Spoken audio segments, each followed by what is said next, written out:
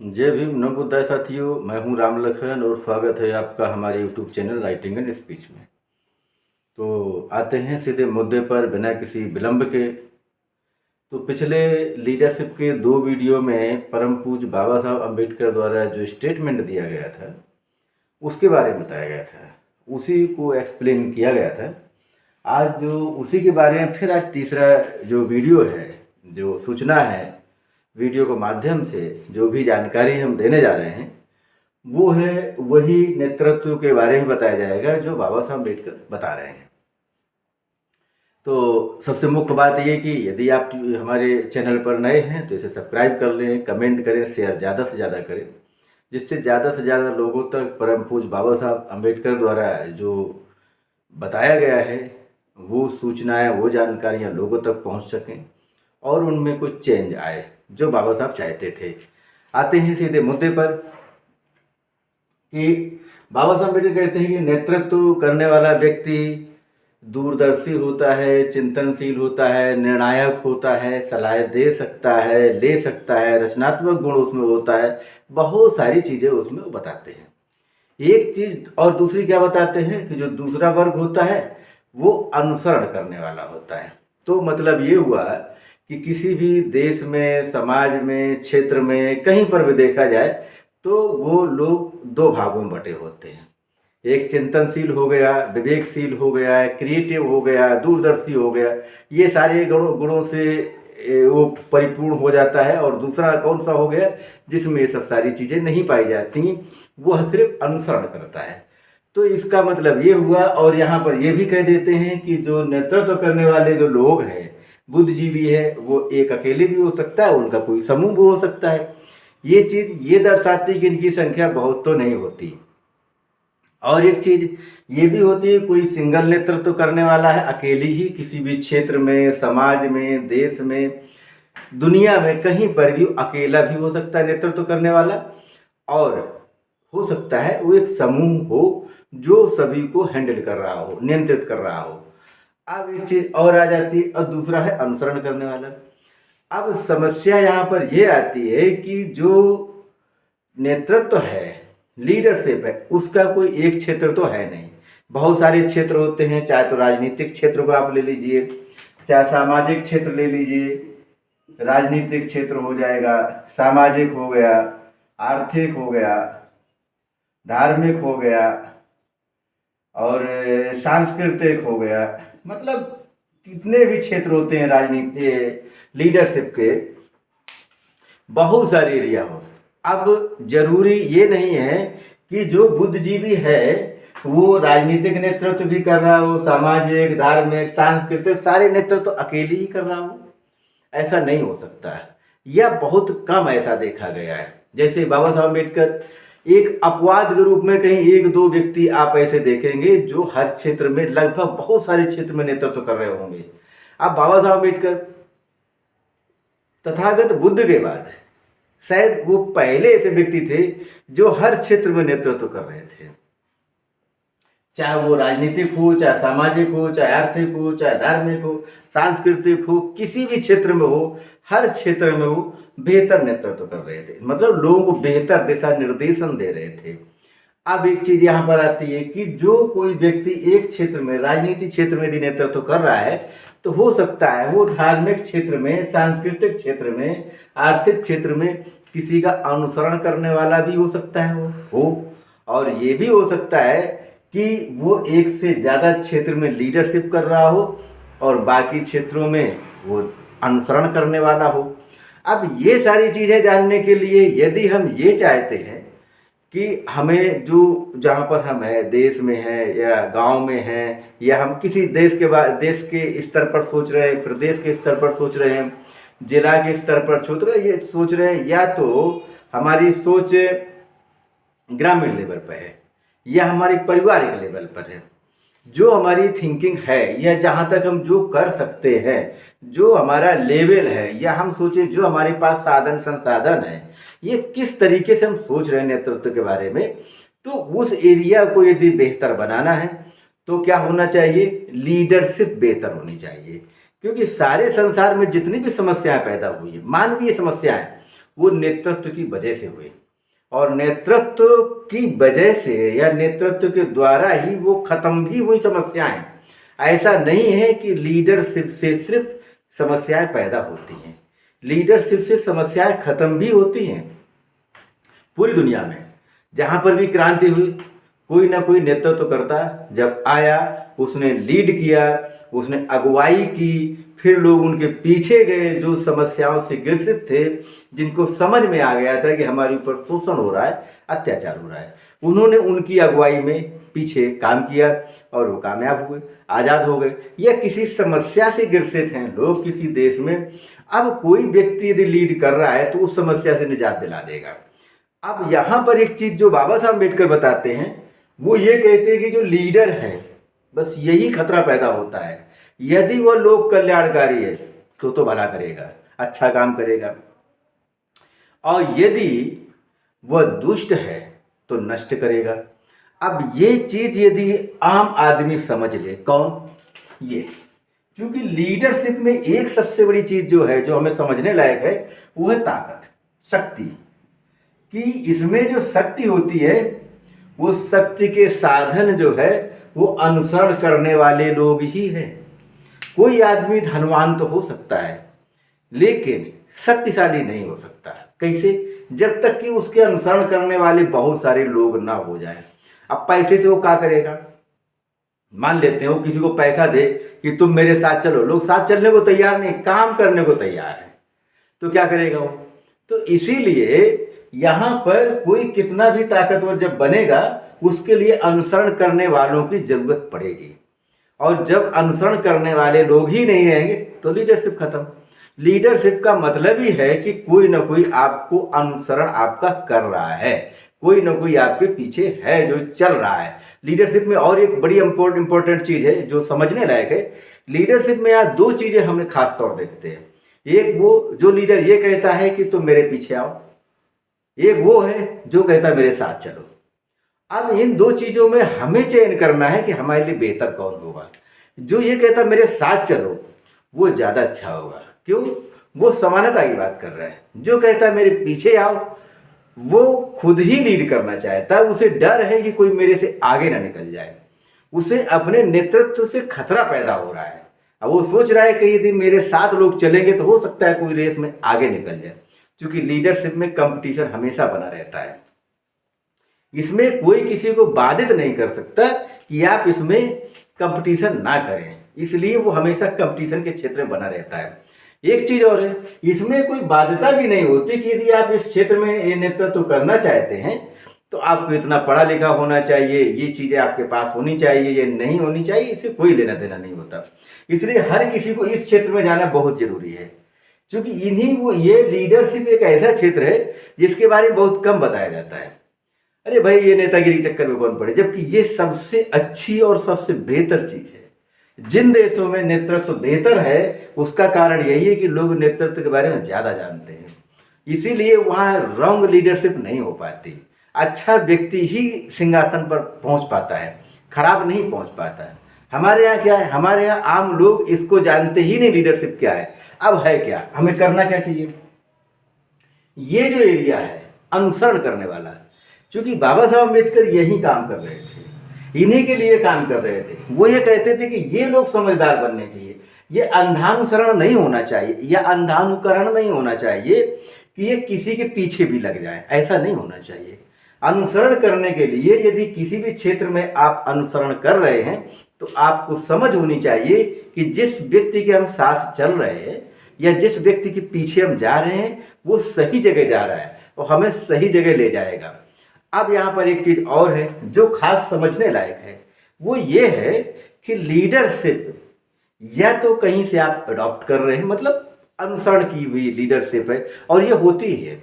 Adopt का मतलब ये हुआ है कि किसी के नेतृत्व को आपने स्वीकार कर लिया है, पहला काम, और फिर उसे आप अपनी दूरदर्शिता के कारण, अपनी क्रिएटिविटी के कारण उसे आप और आगे लेके जा रहे हैं। क्योंकि जहाँ तक किसी ने नेतृत्व किया था उस नेतृत्व को आपने वहाँ पर संभाला या वहाँ पर आपने उसको एडॉप्ट कर लिया वहाँ से कि जहाँ तक हमने यहाँ तक जो नेतृत्व किया गया है इसको हम स्वीकार करते हैं और इसी नेतृत्व को अब हम आगे ले जाएंगे। तो फिर उसमें क्रिएटिविटी काम आती है। यदि लीडर के अंदर क्रिएटिविटी नहीं है तो वो वहाँ से आगे नहीं हिल सकता, वहीं खड़ा रहेगा, वहीं चिल्लाता रहेगा, कुछ ना कुछ करता रहेगा, बट आगे नहीं ले जा सकता। आपको दिखेगा कि ये नेतृत्व आगे बढ़ रहा है लेकिन वो आगे नहीं जा सकता। जैसे बाबा साहब अम्बेडकर द्वारा एक स्टेटमेंट आप लोगों को बहुत याद होगा, वो जो ये कह रहे हैं कि जो मैंने कार्य किया है, जो संघर्ष किया है, जितनी मेहनत के बाद मैं आप लोगों के अधिकार दिला पाया हूँ, यदि आप इस मेरे मिशन को आगे ना ले जा सके तो यहीं पर रोके रहिए, यहीं तक रहेगा तब भी ठीक है। तो लोगों में क्या हुआ, लोग अब ये कहने लगे भाई मैं उनका असली उत्तराधिकारी, इस चीज के लिए झगड़ा हो गया लोगों में, मैं बाबा साहब को ज्यादा समझ रहा हूँ या मैं ही उत्तराधिकारी हूँ। उत्तराधिकारी की बात नहीं है, कोई भी हो सकता है, ये तो कोई मतलब ही नहीं कि फलाना आदमी होगा, इसका कोई मतलब नहीं, जो उस लायक होगा वो हो जाएगा, कोई भी हो सकता है। लेकिन उनकी बात को तो समझे पहले। अब यदि नेतृत्व को समझ लिया होता तो वो कारवां और आगे निकल जाता है। लेकिन जब लोग समझ ही नहीं पा रहे कि आखिर वो चाहते क्या थे, तो उत्तराधिकार जताने से क्या फायदा। पहले उनकी लीडरशिप को समझिए, फिर ये समझिए कि वो रुका हुआ कहाँ पर है कार्य। जैसे सपोज दैट नेतृत्व में एक खास बात ये होती है जो समझने लायक है कि जैसे कोई भी लीडर है, पूरी दुनिया में जो भी लीडर हुए, अभी जैसे तथागत बुद्ध को लोग सिर्फ धर्म के बारे में जानते हैं या धर्म के बारे में लोग कह देते हैं, उन्हें ये कहा, लेकिन बाबा साहब अम्बेडकर उनको बहुत अलग अलग तरीके से एक्सप्लेन किए हैं।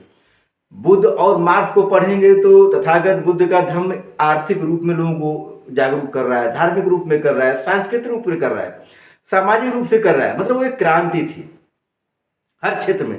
तो लीडरशिप हो गई, और जब लीडरशिप थी तो मतलब बुद्ध के द्वारा जो खोजा गया था, जो उनके द्वारा सोचा गया था, वो समाज को आगे ले जाने के लिए सोचा गया था या समाज को बेहतर बनाने के लिए सोचा गया। अब समाज बेहतर जब होगा तो राष्ट्र बेहतर होगा। तो ये सारी चीज नेतृत्व के अंतर्गत आती है।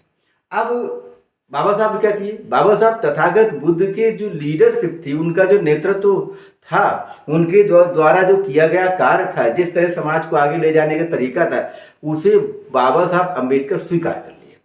स्वीकार करने के बाद उसको देखा गया कि वो कार्य रुक कहाँ गया। तथागत बुद्ध ने मान लेते हैं कोई काम किया, उन्हें ए से शुरू करके जेड तक ले जाना था, और मान लेते सपोज दैट वो कार टी पर रुका, तो बाबा साहब अम्बेडकर यहां से चल करके यहां तक ये सारा कुछ छोड़ दिए। क्यों, इसका तो कोई मतलब ही नहीं था, क्योंकि काम करना था हमको टी से, इसीलिए वो यहां से लेके यहां ले जाना चाह रहे थे। अब मान लेते हैं कि टी के बाद कोई काम किया और वो जाकर के डब्ल्यू पर रुक गया। अब डब्ल्यू के बाद जब रुक गया तो जो दूसरा व्यक्ति नेतृत्व करता आएगा, वो इस नेतृत्व को आगे तभी ले जा सकता है जब उसे ये पता चल जाए कि ये कार्य डब्ल्यू पर रुका है, तो एक्स वाई जेड वो कर देगा। लेकिन जब उसे यही नहीं पता होगा तो वो काम कहाँ शुरू करेगा, ए से शुरू करेगा। जब इतने बड़े बड़े महापुरुष जेड तक नहीं पहुंच पाए तो वो तो ये भी ए में ही अटका रहेगा और वो काम कभी कारवां आगे नहीं जा पाएगा। और समाज के लोग हमेशा इसी बात में पड़े रहते हैं कि भाई हमारा नेतृत्व ये कर रहा है, ये यहाँ तक ले जाएगा। उनको ए से डायरेक्ट जेड दिखाया जाता है, ये नहीं बताया कि B C D E F G बीच में है, यही बहुत बड़े बड़े संघर्ष हैं जिनको पार करना पड़ेगा, ये उन्हें कोई नहीं बताता। आखिर ये अनुसरण करने वाले बेचारे लोग ये अनुसरण करता ही बने रहते हैं। तो सबसे बड़ी चीज क्या है, अब तथागत बुद्ध और बाबा साहब अम्बेडकर, ये जितने भी महापुरुष हुए, महात्मा ज्योतिबा फुले, साहू जी महाराज, गाडगे महाराज, रविदास जी महाराज और संत कबीर, ये जो लोग हुए, इन्होंने नेतृत्व के बारे में ये नहीं देखा कि लोग यदि अनभिज्ञ रहेंगे तो बेहतर हमारे पीछे भीड़ होगी, अच्छी भीड़ होगी, क्योंकि ये लोग कम जानकार होंगे। लेकिन ये वो लोग थे या महापुरुष थे, या ये कहो कि ऐसे लोग ऐसे नेतृत्व करता थे जो समाज को बेहतर बना करके ही नेतृत्व करना चाहते थे। मतलब ये हुआ कि एक अच्छे समाज के लीडर मतलब लीड करना चाहते थे, या अच्छा समाज बना करके उसका नेतृत्व करना चाहते थे। ये बात ठीक है। अब देखते हैं कि अब लीडरशिप में जितने भी लोग हैं, जो भी लीडर है कहीं पर पूरी दुनिया भर में, वो जिसको भी अडॉप्ट किए, जिसकी लीडरशिप को स्वीकार कर लिए, अच्छी या खराब, हमें ये देखना है। तो उनका जो कंसेप्ट होता है लीडरशिप का, उसमें वो लोग पहले ही बता देते हैं। अब जैसे मान लेते हैं कि अभी जैसे लोग कहते भाई हम राम राज्य के मतलब ये हुआ कि राम की लीडरशिप में या रामचंद्र जी के समय में जो राज्य का निर्माण हुआ, उस समय के नीति के जो सोचने वाले लोग थे, जो नीति बनाने वाले लोग थे, उस समय की राजनीति क्या कह रही थी, उस समय के सामाजिक संगठन या ढांचा था कैसा, वो लोग किस तरह का नेतृत्व कर रहे थे, तो उसी और समाज का स्थिति कैसी थी, वैसी ही स्थिति बनाई जा सकती है यदि उस लीडरशिप को स्वीकार किया गया। तो यदि कोई लीडर उस मुकाम तक पहुंचेगा तो वैसा समाज निर्माण वो करेगा। अब दूसरा व्यक्ति यदि ये कह रहा है कि मैं तो बुद्ध का अनुयायी हूं या मैं तथागत बुद्ध की लीडरशिप को स्वीकार करता हूं और मैं सम्राट अशोक जैसा साम्राज्य स्थापित करूंगा, तो फिर आप सम्राट अशोक के बारे में जानिए, नहीं तो आपके लिए खतरा पैदा हो सकता है। सम्राट अशोक और दूसरे लीडर जो और हैं, पूरी दुनिया में बहुत सारे नेतृत्व करता है, किसी को पढ़िए। यदि कोई कहता है कि हम मार्क्स जैसा करेंगे, तो आपको मार्क्स को पढ़ना पड़ेगा कि जब भी वो लीडरशिप आएगी मार्क्स की, जो भी नेतृत्व करेगा वो उससे आगे जाएगा, और जब आगे जाएगा तो क्या करेगा, मार्क्स जो कह रहे थे वही करेगा। इसके बाद देखते आगे। इसी तरह से देखने वाली बात यह है, अब हम यदि इतना दूर नहीं जाना चाहते तो हमें ये देख लेना चाहिए कि अभी भी आज के दौर में एक चीज को देख लेते हैं। राजनीतिक क्षेत्र में ज़्यादा लोग जानना चाहते हैं, तो राजनीतिक लीडरशिप भी देख लेते हैं कि बाबा साहब अम्बेडकर, JL नेहरू, गांधी जी, ये बहुत सारे अभी के जो आधुनिक लीडर रहे हैं, अभी के थे। हमें ये देखना चाहिए कि इन सब में बेहतर कौन थे या किनकी लीडरशिप पूरे समाज को आगे या एक सूत्र में बांध करके बिना किसी ऊंच नीच के, बिना भेदभाव के एक साथ रखना चाहती थी। हमें लीडरशिप में ऐसा नहीं देखना चाहिए कि उसमें हमारा स्थान क्या होगा। यदि समाज के लोग ये देखने लगे कि आखिर हमारा स्थान तो उच्च रहेगा, तो फिर वो देश आगे नहीं बढ़ सकता, क्योंकि आपका स्थान उच्च बना दिया गया लेकिन दूसरे को तो निम्न कर दिया ना। और फिर जब ऊंच और निम्न रहेगा तो देश आगे नहीं बढ़ सकता। तो समानता की बात कौन कर रहा है? तो इस तरह से जो अनुसरण करने वाले लोग हैं उनको बेहतर बना दिया जाए तो वो गलत लोगों को कॉपरेट करना बंद कर देंगे या उनके पीछे चलना बंद कर देंगे और अच्छे व्यक्ति के पीछे चलेंगे, जिससे कि बेहतर लीडरशिप की में वृद्धि होगी। ये चीज़ होगा। इस तरह से हमें लीडरशिप को समझना चाहिए और हमें ये देखना चाहिए कि नेतृत्व कहाँ पर कैसा होना चाहिए, और कोई भी लीडरशिप क्यों ना हो, ये जो अनुसरण करने वाले लोग होते हैं यही प्रभावित कर देते हैं। जब तक इनकी भीड़ किसी के पीछे है, यदि ये जितने समझदार होते जाएंगे नेतृत्व उतना ही बेहतर होता जाएगा। होता क्या है, जैसे हम यहाँ देख लेते थोड़ी देर के लिए कि ये अनुसरण करने वाले हैं और ये हैं लीडर, मान लेते हैं अभी ये यहाँ पर है नेतृत्व करता, ये हो गया नेतृत्व करता। अब ये बहुत कम पढ़ा लिखा है, मतलब पढ़ा लिखा ही नहीं, बस समझ लो ये अपराधी है, सब अपराधी है।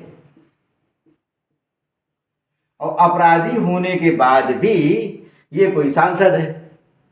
अब लोग ये कहें सांसद बन गया चूंकि वो अपराधी था, दबंग था। ये दबंग इसलिए है क्योंकि ये अनुसरण करने वाले लोग इससे डरते हैं या इसके पीछे लगते डरते हैं, इससे ये नेता नहीं बन पाएगा ना। ये तब लीडर बन पाएगा जब ये इसका अनुसरण करेंगे या इसके किसी भी कार्य पर ये पर्दा डाल देंगे या इसका ये लोग इसका सपोर्ट करेंगे और बचाव करेंगे। सब कुछ करना इन्हीं को है।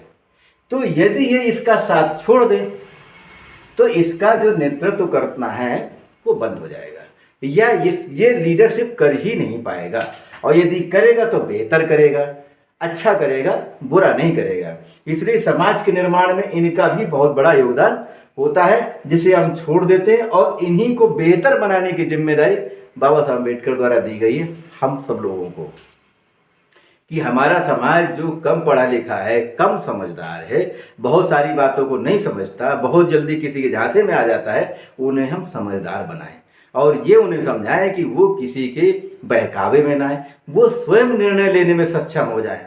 ये बेहतर चीज़ है। यदि ये हम करने में सफल हो गए तो हम समाज को एक बेहतर रूप दे पाएंगे और राष्ट्र निर्माण में बेहतर हिस्सेदारी निभा पाएंगे। आज के लिए बस इतना ही। Thank you very much. जय भीम, नमो बुद्धाय।